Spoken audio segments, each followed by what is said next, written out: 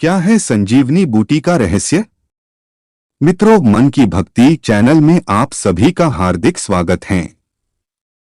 इस नई सीरीज का नाम है रामायण की अनोखी व अनसुलझी बातें।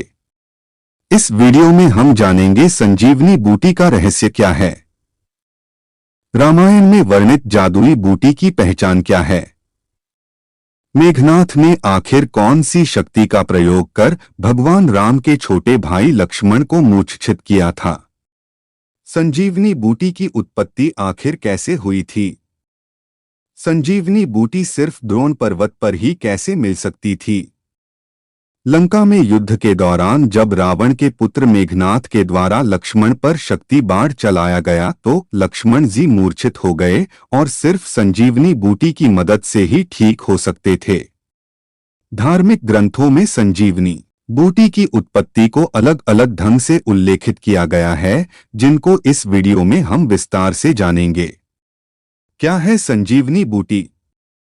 गोस्वामी तुलसीदास जी की रामचरितमानस में जिस संजीवनी बूटी का उल्लेख किया गया है वो एक नहीं बल्कि 4 बूटियां थी।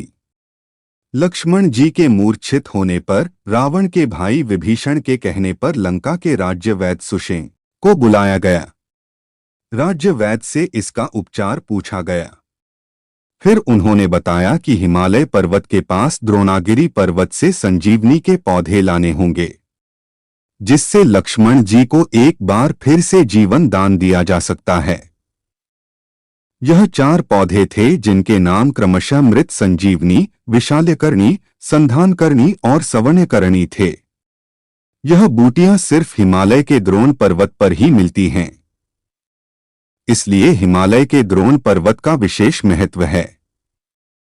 संजीवनी बूटी की उत्पत्ति की रोचक धार्मिक कथा।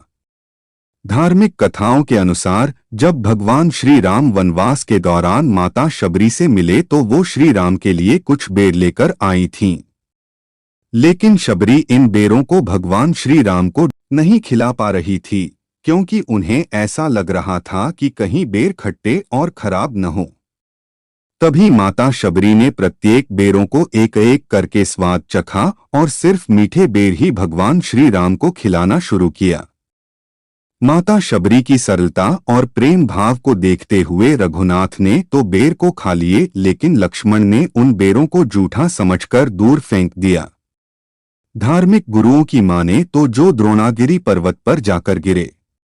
तभी भगवान श्री राम ने लक्ष्मण से कहा, प्रेम भाव से दिए गए बेर को तुमने तो फेंक दिए, लेकिन वही एक दिन तुम्हारे प्राणों की रक्षा करेंगे और वही बेर आगे चलकर संजीवनी बूटी बने। और इसी संजीवनी बूटियों को लाने के लिए अंजनी पुत्र हनुमान द्रोण पर्वत पर पहुंचे।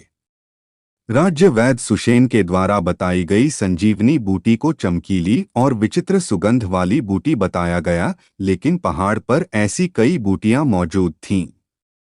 पहचान न पाने पर राम भक्त हनुमान पर्वत का एक हिस्सा तोड़कर वहां से लंका की तरफ चल दिए। इसके बाद राज्य वैद्य ने संजीवनी बूटी की पहचान करके लक्ष्मण जी का उपचार किया और वो फिर से जीवित हो गए। ऐसी मान्यता है कि जो पहाड़ पवन पुत्र लेकर लंका गए थे वो आज भी वहीं पर हैं। तभी तो हनुमान चालीसा में कहा गया है, लाए संजीवनी लखन जियाए, श्री रघुवीर हर्षि उर लाए। तो दोस्तों, आज हमने रामायण की अनोखी व अनसुलझी बातों में संजीवनी का रहस्य जाना। ऐसे ही रामायण की रोचक जानकारी सबसे पहले पाने के लिए आपके अपने चैनल मन की भक्ति को अभी सब्सक्राइब कीजिए व बेल आइकॉन दबाना बिल्कुल न भूले। वीडियो पूरा देखने के लिए आपका बहुत बहुत धन्यवाद।